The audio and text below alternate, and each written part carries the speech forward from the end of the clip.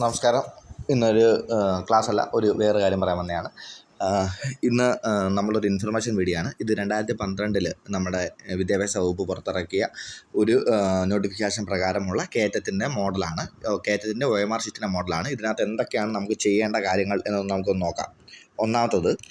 ഒന്നാമതായിട്ട് നമുക്ക് വേണ്ട പേര് കറുപ്പിക്കാനുള്ളൊരു സ്ഥലമുണ്ട്. പേര് കറുപ്പിക്കണം.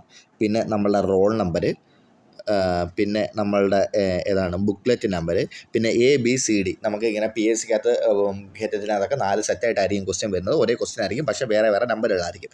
അങ്ങനെ സെറ്റ് ചെയ്ത് എന്ന് കറുപ്പിക്കാൻ. പിന്നെ കാൻഡിഡേറ്റ് ഒപ്പിടാൻ. എനിക്ക് തോന്നുന്നു കാൻഡിഡേറ്റ് ഒപ്പിടുന്നത് ടീച്ചറുടെ സാന്നിധ്യത്തിലാണെന്നാണ് എൻ്റെ ഒരു അറിവ്. ഓക്കെ, എനിവേ അടുത്തത് പിന്നെ പാർട്ട് OMR ഷീറ്റ് കറുപ്പിക്കാനുള്ള ഭാഗമാണ്. പിന്നെ ലാംഗ്വേജ് 1 എന്ന് പറഞ്ഞാൽ പാർട്ട് 2 ഇതിനകത്ത് മലയാളം എന്നുള്ള സാധനം നമ്മൾ കറുപ്പിക്കണം.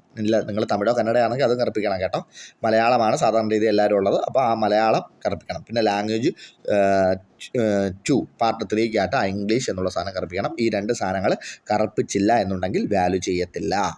ഓക്കെ, അപ്പം വീണ്ടും പറയുന്നു, താങ്കളുടെ name, roll number, booklet number, കാൻഡിഡേറ്റിൻ്റെ ഒപ്പ്, പിന്നെ നിങ്ങളുടെ ഉത്തരങ്ങൾ. അതിന് ശേഷം ഉത്തരങ്ങൾ ബാക്കി, അതായത് 91ലേക്കുള്ള ഉത്തരം തുറക്കുന്നതിന് മുമ്പ് മലയാളം എന്നുള്ളതും 121ലേക്കുള്ള ഉത്തരം കറപ്പിക്കുന്നതിന് മുമ്പ് ഇംഗ്ലീഷ് എന്നുള്ള സാധനവും കറപ്പിക്കണം. Okay, thank you.